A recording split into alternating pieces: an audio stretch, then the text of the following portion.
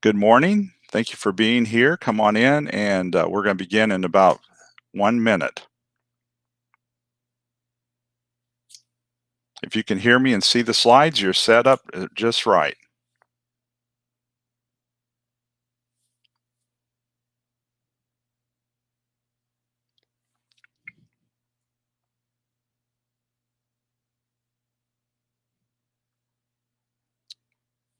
Good morning. Come on in.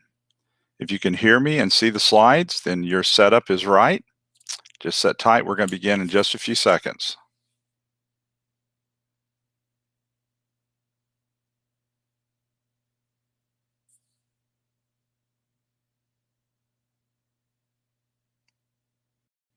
Good morning.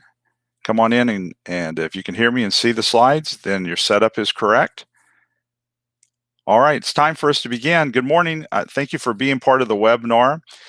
This webinar that we're going to be talking about today is called Project Scheduling, Understanding the Impact of Delays. And so I've got this built kind of heavy for us, and so you're going to notice it's going to be pretty fast paced. But let me thank you for being part of this. One of the challenges that we get into with project scheduling is that we'll have a delay, and then that delay will domino into another delay. And sometimes it's very, very difficult for us to be able to catch up on some of those types of things. So we're going to talk a little bit about that today. All right, so let's get you going here. All right, so let's start off with just an overview of a schedule for our schedule development process. Many times, the reason why someone is having problem with their schedule is either it was not developed properly, or it was developed and they have gaps in it. And sometimes the reason they have gaps in it is the planning is too high and they haven't gone deep enough in that planning. So here's the basic schedule development process. First off, select your scheduling method. What type of method are we going to use to schedule this project? Are we using waterfall? We're using agile. Are we going to fast track? Or are we going to run it normally? Select your scheduling tool. That would be some type of software, so whatever you're going to use. Enter your project specific data and start entering that into that information, and then design your scheduling model, what we're going to use to be able to run this project, and then update and status of that. And then, of course, you're going to have your project completion. Now, as you go through the scheduling, a lot of times people think, well, we're going to design the schedule, and the schedule is never going to change. It's never going to adjust. And that's absolutely not the way schedules work. You're constantly having to adjust your schedule based on what's happening in the project. Now, when we look at planning and scheduling, planning is the process of determining in advance the work to be done on the project. Scheduling is assigning specific times or dates to the work. And so sometimes when we talk about planning, we mean scheduling. Sometimes when we talk about scheduling, we mean planning. Planning, we're planning it out. Scheduling, you're putting dates to it. This activity is going to start on June 15th and finish on the 19th. And so that's what you're really looking at with scheduling. We spend a great deal of time with the schedule. However, once again, how did that schedule get the numbers in the first place? How did those durations and calculations get created? All right, so let's talk for a second about reasons for not planning and scheduling. Why do people not plan? I'm sure it doesn't happen at your place, but many places people will run the project by the seat of their pants on a wing and a prayer, hoping for the best. But the main reason for not planning and scheduling, the first one is normally laziness. We don't think we have time. We've got 5 other projects on our plate. We're working with all of those, and I don't have time to plan this, and I don't have time to schedule it. Not planning and scheduling it causes us, though, a great deal of heartache down the road, because you're going to have things falling through the cracks. To avoid accountability, some people don't want to have a schedule, because once that schedule is created, it should be baselined, and then you're going to measure that project progress against that schedule. Now, the challenge with that is that if you baseline it, then people are held accountable to the durations, the estimates, and of course the accountability to deliver it. Inability to plan or schedule, because things are changing so much. It's so many different ideas about the scope of the project that we just don't have the ability to be able to do that, or I've never been trained how to do it in the first place. And then that ignorance of thinking, well, if I plan and schedule, that's just paperwork and it's not needed for the project. I'm a good project manager and I can do it my way and I'm successful. Now let's talk about the ignorance piece for just a second. Most of us who are project managers, and most of us who have run projects. We've done it for years, and we feel comfortable the way we run a project. However, creating a methodology and a planning methodology for developing a schedule will benefit not only yourself, but it'll benefit everybody you come in contact with. And the reason is because you can duplicate success.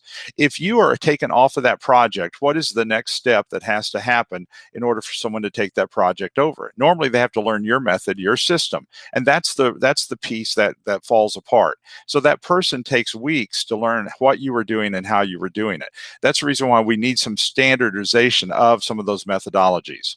All right, in scheduling, the purpose of scheduling is to provide a roadmap that represents how and when the project will deliver the products defined in the project scope and by the project team. So what is our game plan? Now, if I've got the game plan in my head, there's a problem here because I'm not verbalizing it enough. I'm not giving people enough information, and I'm not passing it on. And your team can't run forward because that they don't know exactly where we're going. And so the purpose for planning and scheduling is so that the whole team knows what's happening. Let's flip it for a moment. Let's assume you're working with a vendor. One of the things that we want from a vendor many times is the schedule of what they're going to be using. Now, many times the vendor doesn't want to give us that because they don't want you monitoring to see how they're doing. But the truth is that schedule, it allows you the opportunity to know how that vendor is progressing on that particular project or section of it. Now, the schedule development process includes selecting a scheduling method and scheduling tool. And these are very important. Now, many times people think, well, I'll run it with Post-it notes and an Excel sheet. And if it's a little dinky project, that might be true. But if this project has any substance, you're going to probably want some type of a software to help you run it. And the reason for that is not because you can't run a project without it, but we're talking about changes. We're talking about adjustments. When you make a change in one section of the project with software, the software will make that change throughout. And so it will just save you time overall. That's the main reason. And so you might say, well, wait a second, we don't have money to buy this. We don't have budgets for this. There's so much software that's out there for project management scheduling, both on the Agile side, the Scrum side, if you wish, or even on the waterfall side. That's open source that allows you a capability to be able to download that. A very simple one that if you don't need a lot of extra features is something called Project Libre. And Project Libre is an open source and allows you to be able to have the basics for scheduling and a Gantt chart and some basic tracking tools. And like with my grad students, when they're having to produce a chart, if they can't use Microsoft Project or they can't use Primavera or something that they have, and people with Macintosh, they use Project Libre. And Project Libre will work both on the Windows as well as on Macintosh. But it's going to be open source and it's going to be free for you. All right, so you get into a schedule, and then all of a sudden you start experiencing those domino effects. Those things start happening. So how do you get the project back on track when that happens? Let's talk about that up front, because I know that's the real hot topic that we really want to know. First off, detect the early warning signs that the project is going wrong. As we start looking at a project, as a project manager, you know if things aren't running right. Now, no project runs perfect and there's no silver bullet. We all know that. But you start noticing that there's a team or there's a portion of a team that's not hitting their deadlines. You notice that the vendors being very vague on certain sections of the project, or they're starting to have problems.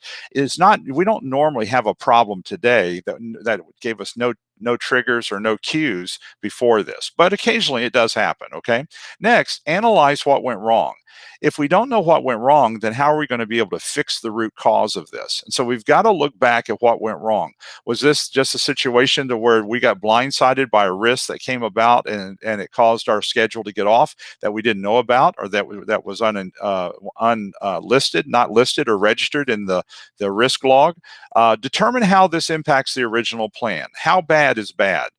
And what you're looking at for the original plan is not just the schedule, but the critical path. See, when you do a project, the critical path is going to be the hard dates. The schedule will sometimes have float in it. And so you want to see how much time did this take off or add to the critical path. And any type of software you're using will normally create a critical path chart for you. And those are going to be your hard dates. Examine the impact on the resources. Many of you have very limited resources and your people are wearing multiple hats. That's one of the challenges and one of the reasons why you get off in the first place. But you want to look and see what the impact is going to be on the resources. Do I have resources I can throw at this and crash the project? project? Do I have resources that have the flexibility to where I can fast track this and run stuff simultaneously? Those are going to be pieces of it. And then brainstorm creative solutions for getting the schedule back on track. These brainstorming activities are not by yourself, it's going to be with your team. And so as you brainstorm with your team, you come up with, there might be a very temporary plan that's going to last 5 weeks to get that project back on track.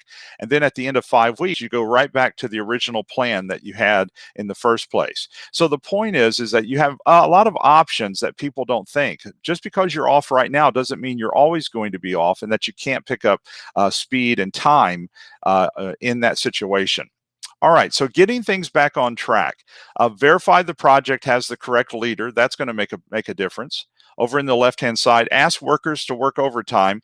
That's a blessing and a curse, as you know. First off, some workers don't want to work overtime. If they are paid hourly or something like that, that's going to increase your cost. And then many workers just don't have the additional time to put in the extra time because there's so many projects that are there. Third would be shift to higher performing resources. So let's say I have a B team that I'm working with. Good people, solid people, they work real well, but they're not my most experienced people. Can I bring my most experienced people over to help us catch up on the project and then go back to my B team once we get there? Reevaluate the current plan for float, for gaps. Where's the float in the project? And are there any standalone type of activities out here that we could work ahead on those things and go ahead and do those? And then when we're coming along in the process, we don't have to wait to do those standalones. We've got them already done, and so we can jump ahead. Verify the dependencies are all logical, and so that way we have scheduled the project exactly the right way. You can reallocate the resources, as we were referring to with a higher performing resource. You can discuss the issue with the client or the customer, and many times they'll have an insight into this, but sometimes what you'll find is they want it on the due date they've been given, and so you're kind of caught on the time, and there might not be additional money to throw at this. And then communicate to everybody involved what's happening. And so that everybody can look and see, where can we shave time? Is there any fluff in that schedule any place? And a lot of times we think there's not, but sometimes you'll be surprised that there is in other places. Okay, so let's look at the first piece, verifying the project has a correct leader.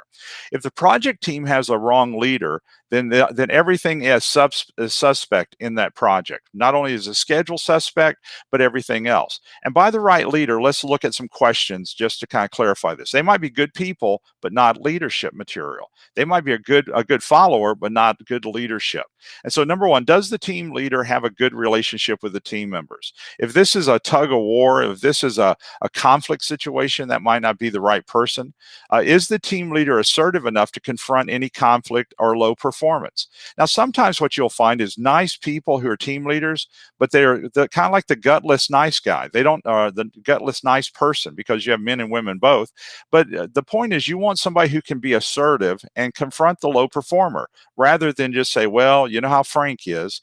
You want somebody who's going to be willing to confront that low performance, even though they're not their supervisor, even though they don't have authority over them as far as their position. They've got to be able to hold people accountable in a nice way. Now, I'm not talking about being a jerk. I'm talking about in a nice way. In a nice way, they've got to be able to confront that person. Can the team leader motivate the team for cohesiveness? See, motivation is going to be a piece of it. Even if I don't have power or position power over them, I've got to be able to motivate the people, and they've got to be able to understand that this project is a high enough priority for them to be part of it. And does the team leader understand what needs to be done on the project? Or is this person wavering on what we're going to do to get the project back on track? If the person's wavering on what steps of action it's going to take to get the project back on track, it's very possible this person does not have deep enough knowledge of project management and of the project itself to be able to lead that. So these are just some things. Obviously, you could have lists and lists of questions to ask for a leader, and this leader might be a great person, but not leadership material. And sometimes that's what we get into. Okay, what if we ask workers to work overtime? What's the downside of this? Well, workers working overtime can help for project in the short run, but the downside of this is it hurts the project in the long term. And the reason it hurts them is the first one right here. You can burn your team members out. If you've got SMEs and high-performing team members, they're probably very committed to the project and to getting things done. And then we're asking them to put in extra time For a short period of time, they'll do that. Long period of time, there will be problems with this. Sometimes it'll create conflict on the project just because people are weary and kind of tired. You can reduce the number of available resources when other projects experience crisis. So we're assuming that our project is the highest priority. We're assuming that the resources can be brought over on this project. And let's say they can. But if another project over here has a problem, now those resources are committed to my project, and now your project is going to struggle. Let alone let another project have a crisis, and now we're struggling across the board because we've got everybody committed someplace else. And then we can cause team member turnover. Some team members will not quit a job, but they will change positions within that organization if they have an opportunity to, just because you're asking them to work over and they feel like they're burning out. You will see in government, you see this happen all the time with SMEs who are just swamped with work, or project managers. They'll change to another agency, and at that other agency, they will not volunteer for as many projects, or they will not let themselves be overcommitted. What about shifting to a higher performing resource? Well, inexperienced employees might not be as high performing because of the lack of experience. Good people, so don't misunderstand what I'm saying, good people, but they don't have the depth of knowledge. They haven't been through the battles that some experienced people have been. And so, in other words, this person, the performance is not there yet. It probably will be in the future. They probably will be an awesome team member down the road. Right now, they're good, but they're not great. That's the distinction here. And when we get behind, what you need is your great people, not just your good people, working on stuff sometimes. And so, low performing workers may be shifted to other teams to allow a maverick team to get the project back on track. Now, maverick team is just happens to be what I'm calling it. And the maverick team just has characteristics to where I can pull these 4 or 5 people together, give them authority to get the project back on track, and they can do it without having to run up and down the lineage to get permission from everybody and asking permission from all around. A maverick team has the power and the authority to move that project along and get it back on track, but they're normally going to work temporarily. They're not going to work long term. And then, can a shift to faster machinery, equipment, technology be made to reduce the gaps? Your project might not have anything wrong with the machinery, the equipment, the technology. So it'd be like, for an example, if we were building a road, can we bring in bigger bulldozers to be able to pick up some time and save a few days? Can we be able to bring in bigger graders to do that? So your project might not have any of those options to where you can bring in different machinery that would help. But the point is that has to be looked at in some projects. Also, float. Reevaluate the current plan for float and gaps. Now, with float and gaps, the float is found on non-critical path. Sometimes you'll have people looking for the float, and so the float is defined as how long an activity can be defined without hurting the next activity or the project end date. So you need to understand what's happening with the float. I see that somebody is having a little bit of trouble with the audio, and so our audio is still showing full strength on this side, but you never know what's happening as it's going through. So some of you might be having a little bit of problems with your audio. It's fading now and then. Yeah, it might be. Everything on this side still shows strong though, on this side. Okay, so some of you, it seems good. Okay, seems good, strong here. Okay, sometimes it just depends on where you're receiving it, and we have people who are all over the nation and even out of the country who are picking this up. And so I know last month when we did this, we had people throughout Canada that was listening too, and so that might be what's happening. But everything on this side still it still looks strong on everything we're doing. Okay, so float. It's found on non-critical path. It's defined as how long an activity can be delayed without hurting the next activity or the project end date. Now, what I just described here is total float compared to free float. Float requires a schedule, which includes both a calculation for the early start and a finish, as well as a late start and a finish. Now, this forward pass and backward pass are early start and finish and late start and finish. That's what most people don't do. They don't know what, many of them don't know what their critical path is, and many don't know what the versatility they have or how much float they have on that schedule. And that's imperative when you get ready to try to catch something up, because you're going to be trying to take time from other places to try to catch that project up. Now, Next, verify the dependencies are all logical. Now, when we did the dependencies, we lined our activities up the way we thought we were going to use our resources and complete the project. Are the activities running in the most logical manner now that there's a crisis? Maybe not, because you might find yourself having to run things parallel, and many of you are excellent at being able to do that. Can the plan be adjusted to remove the float and fast track the next activity or the next several activities to catch the project up? That's what you're looking for. Now, you can't always do that, though. That's the challenge. Are there steps or activities which include extra requirements beyond the original scope? So have people been putting in additional requirements, which is scope creep, that without change orders, without anybody looking at this? Are there requirements which can be included in phase 2 so that the main requirements are met, but then we pick up phase 2 for some of those requirements? And many of you do a great job with this, because what you're doing is getting the main stuff done, and then you're going back to pick up the requirements in the secondary phase. Also, with reallocating the resources, moving resources around to deliver a higher productivity can help miss dates. Changing resources can require the removal of the team from other projects for a short time. We kind of referred to that already. Are the resources in the proper spot? We might have a a highly experienced person doing something that's really kind of Mickey Mouse that almost any of us could do. Can some of the experienced resources take more leadership and coach the others? What impact would training have on the resources? One of the things I want to look at it sometimes with the training piece is that if I've got people who are working on the project that are undertrained, if I train them, then their productivity will normally jump up. If I'm expecting them to do it without training, then they're going to possibly struggle for a period of time.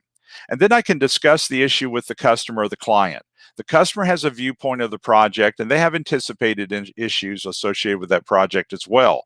So gaining feedback from stakeholders who have authority in the project can help with these suggestions. And many times they know there's certain things that are non-negotiable with that customer, as you know, and there's certain things that are very workable with that customer. And that relationship is everything. And so you want to build a great relationship with that customer. All right, and then communicate to everyone involved. Communication allows trust to build and prevents the customer from hearing about problems from others. Communication builds the support base of trust, and it also keeps others moving forward and reduces confusion. I lean toward talking to the customer and letting people know the good, the bad, what's happening. I hate the thought that somebody's going to find out without me putting the pitch to it and explaining to them what's going on. You don't want them walking down the hall and finding something out about the project that the project's running behind. Now, I found this and I thought this was interesting, so I'll need my glasses, so I apologize. But this is called vertical traceability of scheduled data. I thought this was really helpful. And so I show you the resource. This was from NASA's Schedule Management Handbook, and I thought it was really interesting. Now, in this slide, what you're seeing is you're actually seeing a schedule, but you're seeing 3 levels of the schedule. You're seeing at the very low part, you're seeing the detailed schedule. In the middle, you're seeing an intermediate schedule, logical network schedule, and then at the top, you're seeing a master schedule, which has been integrated with all of this.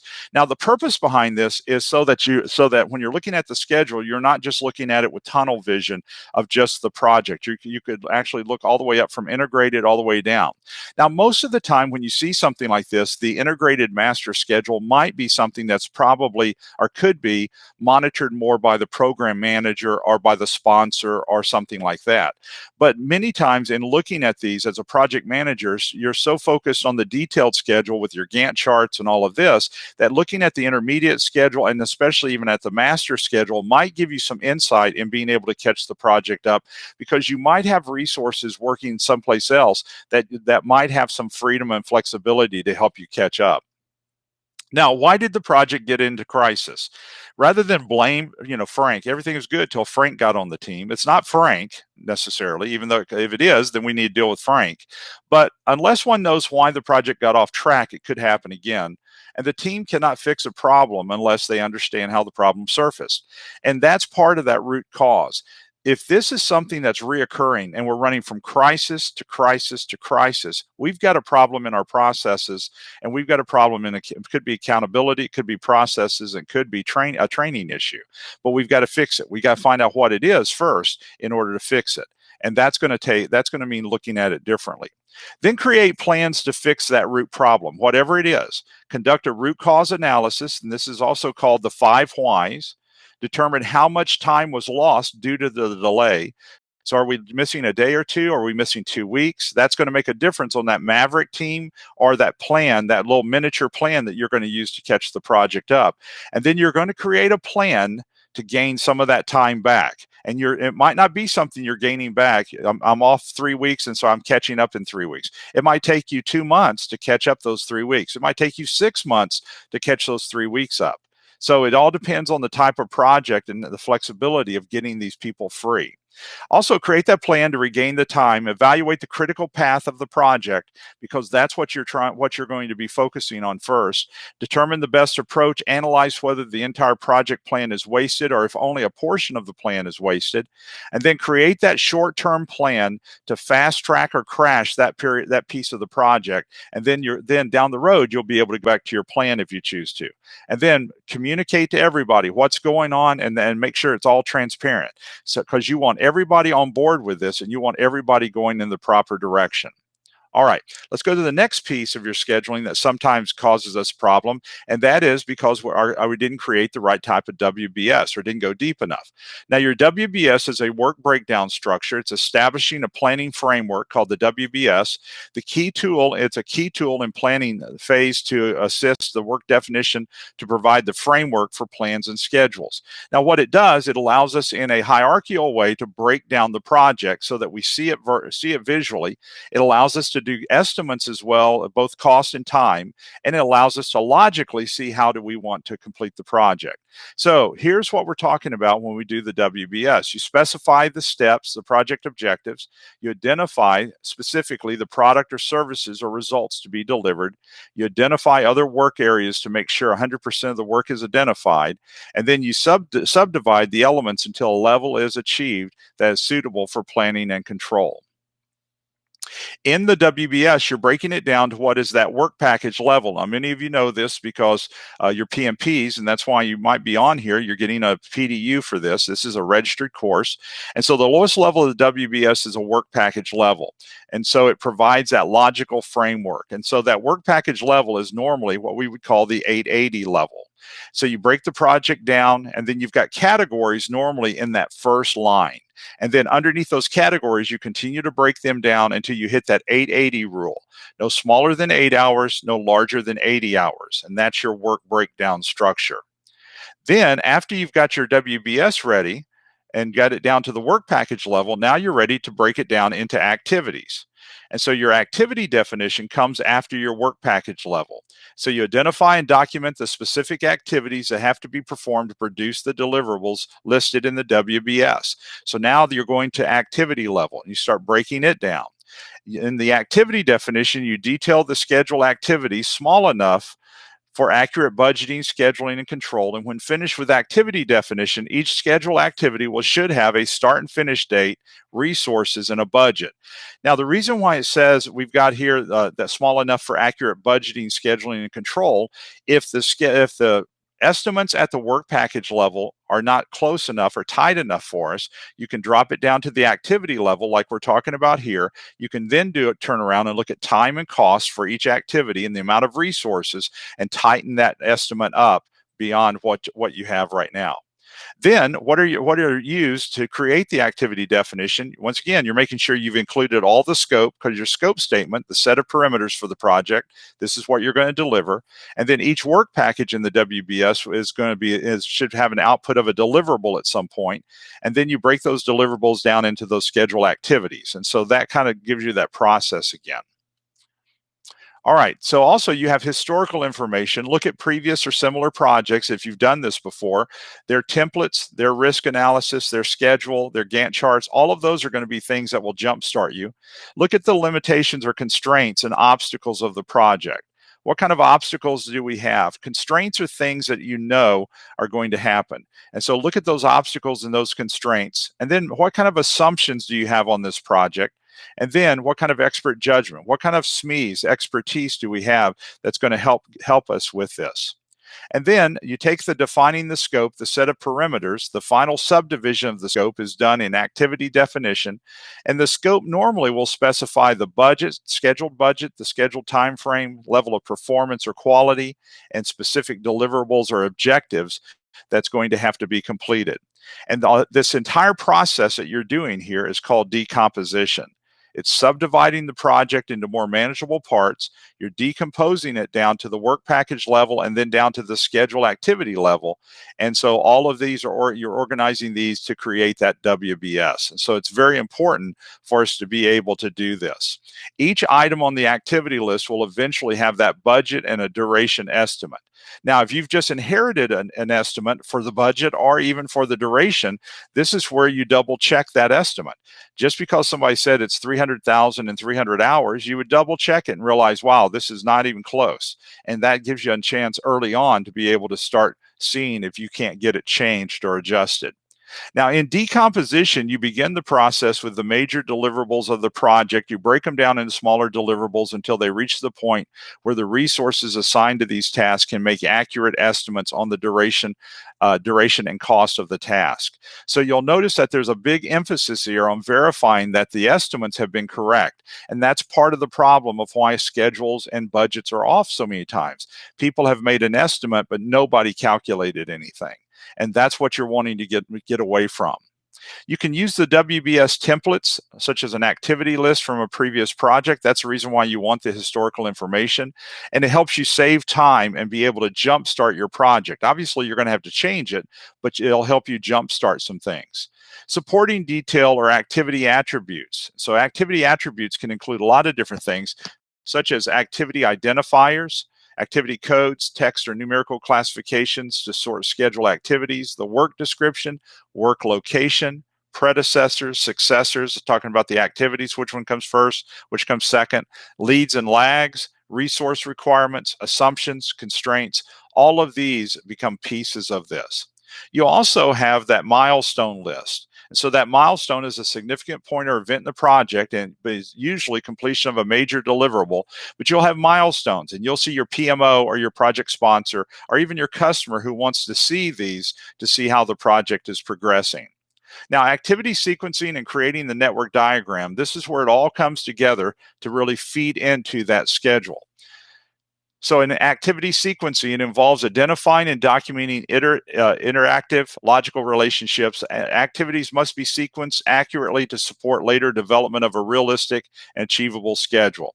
So what does that mean? It means, did we get it in the right order? Are we going in the right direction with this? And so in other words, is this the best approach for this project? And this is sometimes a conflict situation with your teams, because you'll see your teams actually have conflict a little bit over what kind of approach.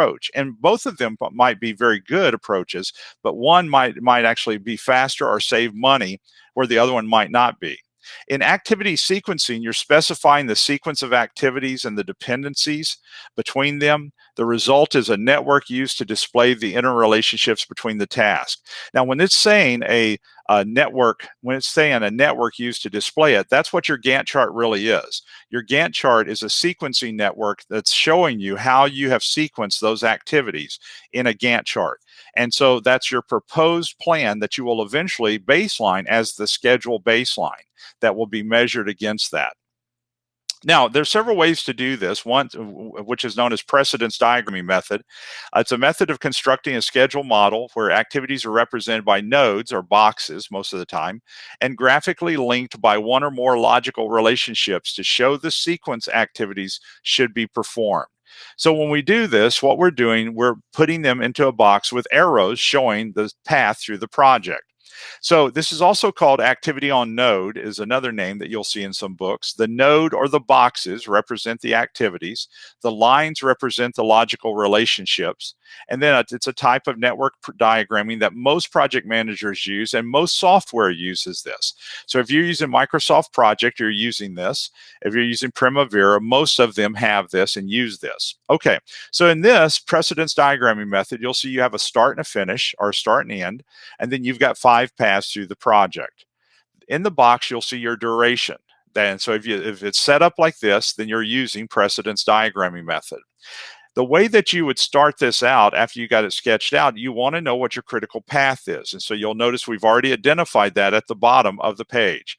The critical path is nothing more than the longest path through the project, the longest path. So by doing the critical path, the shorter paths will all be finished by the time we finish the critical path.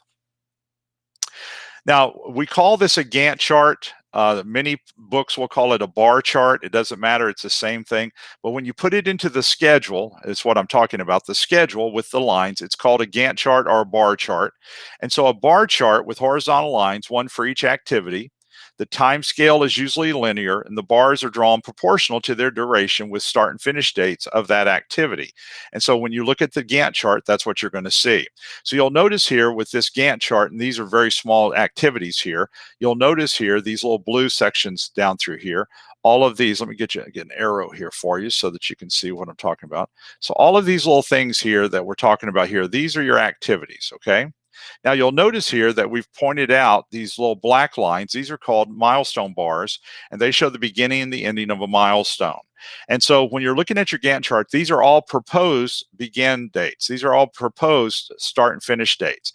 It doesn't mean absolutely that's when it's going to start. It might overlap a little bit, but that's how you've planned it. Now, one of the things that will help a lot of times is running underneath these the actuals so that you can look and see. Just because you miss a day does not mean the project is automatically behind schedule, but it does show you where some of the gaps can be. Now, this is a network template. Standardized networks can be used to expedite the preparation of the project network diagram. And so you're wanting to make sure that you run this as efficient as possible. So by doing that, you're going to use software. And the reason is because sticky notes in Excel sheet are normally not enough. Even for a smaller project, it's probably not enough. You might disagree, and that's fine. But most of the time, you'll be more productive by going ahead and plugging it into software. So it's widely used to assist in schedule development. It automates the calculation of any mathematical analysis or resource leveling, and you can print or display the outputs of the schedule development. So it allows any changes that take place for you to be able to update it with a push of a button, and you can print the documents out and pass it out or email it out to anyone in a very quick period of time. The schedule development will produce what we would call the project schedule, and you live in this project schedule most of your life. And so in this, it shows a start and finish date for each schedule. It may be a summary schedule form with work packages at the lowest level, and it may also include information on accountable resources. But the point is, whatever you decide to put into that schedule, you've got that choice, but it's going to be the project schedule that will have the start and end dates.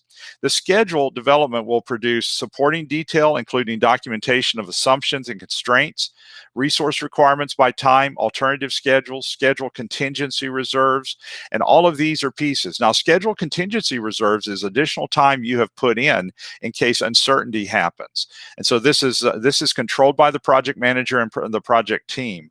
Is who's controlling this. You'll have what's known as the schedule management plan, and so it defines how changes to the schedule will be managed. It can be formal or informal, and it can be highly detailed or very broad. In most projects that are any size, you probably will want, in waterfall at least, a formal change control process. Someone has to fill out a change request form. It has to be approved by somebody, and then once it's approved, that adjustment will be made to the project plan. So all of those are parts of that. Now, developing the baseline schedule. We know that there are three baselines. We know there's the scope, the cost or the budget, and the schedule. So those three are baseline. And so they are baselined at the beginning of execution. And so the approved schedule is what is baseline. And the project team should be actively involved in reviewing the details of this, and also should consider they've analyzed the project end date, the milestone completion dates, the resource requirements. And so in other words, the schedule is not just done in a vacuum, once again, with the project manager, but the team has given input into this as well. Now, the other portion of this would be in developing the baseline schedule. When alterations are required, variations are made to the schedule logic, resource allocation, and our durations, and then the schedule is reanalyzed. So you're constantly going back to that schedule after each adjustment to see, is this realistic, and what have we missed? You're looking for gaps. You're looking for anything that could domino into something else and cause it to be a big problem. Also, you're baselining the schedule, as I said, and the project baseline schedule, it's the first version of an approved development schedule. And so you benchmark against which project performance will be measured. Now, many people are hiding things, and you'll find vendors doing this, and you'll find people inside the organization doing this to where they just rebaseline all the time. Or you're like the one guy that said to me a few years back, he raised his hand in a class and said, "We baseline at the end of our project." And I'm looking at him, I said, "Well, then you're on time and on budget." He said, "Yeah, we are." Well, of course you are. If you baseline at the end of your project, that has no value to you in what you were doing here. So when you baseline the schedule, you're supposed to baseline the schedule at the beginning of execution because you're going to measure to that.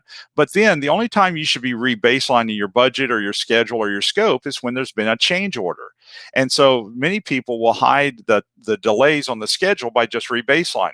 And so when you rebaseline, it kind of starts at zero again. The problem with that is you're just hiding stuff from what other people see.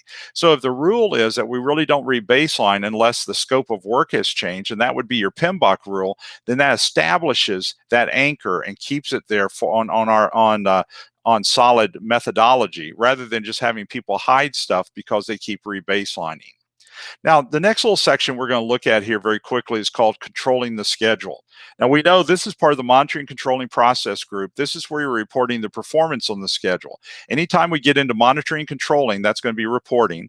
And so anyway, controlling the schedule is looking at determining the current status of the project, influencing the factors that create schedule changes, and considering necessary schedule reserves, determining if the schedule's changed, and managing the changes as they occur. So when you control the schedule, you're looking at the performance and you're making sure that schedule is not adjusting. That's why it was baseline. That's why the scope was baseline, the cost, but our budget was baseline, and the schedule was baseline. So that none of these things were changing in a vacuum and that everybody would know what was happening. In controlling the schedule, it's part of the monitoring controlling process group where we track actual performance versus the schedule baseline. Now, we do this in the same meetings that we do everything else. So if we're sitting in the meeting and we're looking at the schedule and the team is talking about starting activity number 47 tomorrow morning, that's execution. Why? Because we're starting the activity tomorrow morning. Okay, that's execution. It hasn't been going before. Hasn't started before. We're starting it tomorrow. But if the team says, "How is activity 15 running?" And what's the update on activity 15? Did we catch up on those dates? Are we back on schedule? Those are all performance responses. That's a control process. Why? Because you're checking on the performance of something that's already going. So that's in the control. So when we talk about execution and monitoring control, in our meetings, we talk about them simultaneously for different sections of that project. So then you're maintaining the schedule, which is effective change control to help you do this. So it's necessary for project execution. You determine how the project will approve and track change as it occurs throughout the project lifecycle.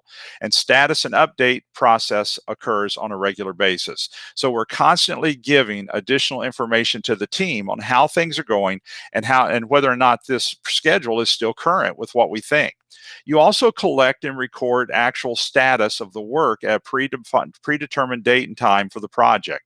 You include the actual start dates of all activities that have begun and actual finish dates of all activities that have been finished. You include data on resource utilization and costs incurred. Now, you can see the benefit if you're working with a vendor of asking them to bring you a Gantt chart, and every time they update their Gantt chart for you to see one, because that's going to let you see the current activities that are completed and whether or not that schedule is showing or indicating that they are running behind, which is going to be important. Also, you would enter status information into the schedule model and reanalyze the remaining work to determine the project status. And so when they're saying schedule, reanalyze it, what that means is we're constantly tracking to see are we on track to hit that due date. And so then you compare the newly updated schedule model output with the stored baseline. So you're looking at new information to what you baseline, and that's what you're going to get your variance. And that variance can be your SPI, because we're talking about schedule, which is your schedule performance index, or your schedule variance. And you would know exactly whether or not the schedule was varying. And if that variance in an SPI was under 1, you would know what percentage behind you were. If it was above 1, you would know what percentage ahead of the schedule you happen to be working with. So all of those would be very important there. And then next would be updating the schedule with any agreed changes resulting from the overall change control process to ensure the schedule model represents 100% of the current work scope of the project. Now remember, your schedule that you're driving is aligned with the scope. You should be doing just what the scope says you're supposed to be doing. No more, no less. Just like your budget is aligned with the scope of work. That budget should be to drive that scope, and that's what you're looking at. Your schedule is to drive that scope. So that's the reason why when you're looking at the scope of work, you've got the scope locked in so that only approved change orders will let that scope expand. You don't want it scope creep, because that scope creep is automatically going to sabotage your budget, and it's going to sabotage your schedule in both of those cases. And then you're distributing reports in accordance with the project's communication plan once the updated schedule has been confirmed to be accurate. So that way everybody knows exactly where the schedule is today. It's a snapshot of today. And then you update the baseline if authorized scope changes have been incorporated into the updated schedule model. And then you maintain records that explain all changes. So if we have had a change order, a bona fide change order that's been approved, then of course your schedule is going to change, and of course your budget is going to change, and of course your scope baseline change. Why? You had an approved change order. But so many times we have changes and nothing's been approved, and nobody knows about it until all of a sudden here the scope creeps, which impacts our schedule, because now it takes more time to do that piece of work that we hadn't even anticipated would be part of that project. Now, let me close out here for just a moment with you. And before we talk about upcoming webinars that we've got scheduled, I want to talk about those for just a second. What questions do you have? We've got the text turned on to where I can answer a few questions for you here if you'd like. And so I know we've got a bunch of folks on here, and I know that, and I know everybody's not going to have questions, but I'd be willing to answer a couple of questions here. We've got more than enough time to do that if you have a question. So let me wait just a second, and then I'll go over what's happening with our upcoming webinars in the next few months. So what questions do you have?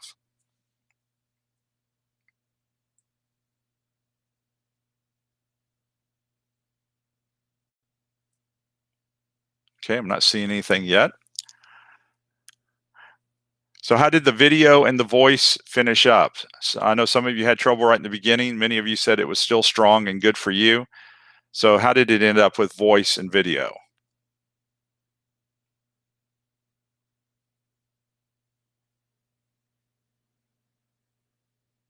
No problems in Topeka. Okay, good audio. Good. Okay, good refresher. Okay, so people were still getting the video and the voice. It was still coming through fine. Okay. Sometimes there's no rhyme or reason with what's happening. So let me talk just a second about what's coming down the pipeline so you guys can sign up for it. Of course, all of our webinars are going to be giving a free PDU if you're a PMP. And so what happens with the PDU? Someone asked a question last month, why don't we just list the PDU code on the slides? The reason is because we have to track who gets it. And so the PDU slide just being on the code, just because this is posted on LinkedIn and some of the other places, people would just be able to pick up the code, and we would be responsible for knowing who got the code, and we can't do that. So that's the reason why when you guys sign up, you get the code through an email from Kim so that we know you signed up, you get the PDU, we track you. And so that anybody else watches it, we'll have 700 or 800 people watch the videos, but they don't get the PDUs, only those who have signed up. So that's why you don't see the code while you're on here or on the slides, is because we have to track who actually signed up. So let's talk a little bit about what's coming up in the next few months. With PMI is making a lot of changes, in July. And so those changes, we're starting to find out what's going on. It's not going to affect our webinars, and it's not going to affect our PDUs offering for you. So that's an awesome thing. So next month, we're going to be talking about project quality and the ability to assure and control the outcome. So it's going to be focused on just project quality, how to make sure, how to come in with metrics. And so I'm going to show you some books on metrics next month. I'll just hold them up and show you some text that will help you with metrics. they're the best metric books I've seen.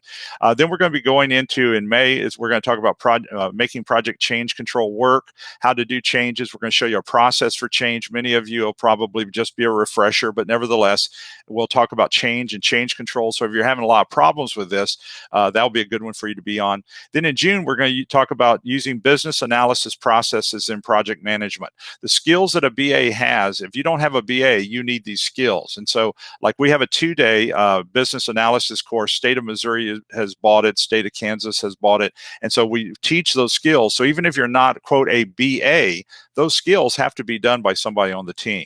Then we're going to, in July, we're talking about project communication and interaction with others, how to communicate better, what to communicate, how to communicate better. And then August, we're talking about improving project performance. And so we're going to focus on performance initiatives. September, we're talking about project monitoring, evaluation, and oversight. So how do you provide oversight as a project manager? How do you do it as a program manager, as a sponsor, and how do you kind of audit the project? Not talking about financial audit here, but how do we audit to make sure everybody's doing what they're supposed to be doing? October, we're going to talk about roles and responsibilities of a PMO in today's culture, and so how to work with that PMO if you happen to be in the PMO or working with PMOs. And then in November, we're going to talk about Scrum, getting more done with less. I'm writing that program right now. We're finishing it up. We're going to be doing it for Kansas this year, and so Scrum, which is one of the agile methodologies that's out here, which is very, very popular. And so we're going to introduce you to that in November. And then December, project resource management. Who is working on this project? And I put a question mark there because sometimes we wonder that, okay, is anybody working on this project? So that's one of the things that I jotted down, because I thought, how many times have we just wondered, okay, who's responsible for this thing? And so that we know who to talk to. So anyway, that's what we're going to be doing in the next month with everything. And then our last slide here, we do a 2-day scheduling if you'd like on site. We can also do it virtual. Everybody's going to virtual right now because of the virus, but we've got the capability to train your entire team, do a live virtual just like what we have right here. We take you through the materials and the whole deal. So we can do that with a live instructor-led virtual, and that would be something I would do with you for scheduling, not one of my trainers. So anyway, let me stop. Any last-minute questions or comments before I get you guys out of here? Do you know when I'll be doing the Scrum class in Kansas? I think it's in September. You can contact Sarah over there and see what the date is. I don't know why September comes to my mind, but I think it's September.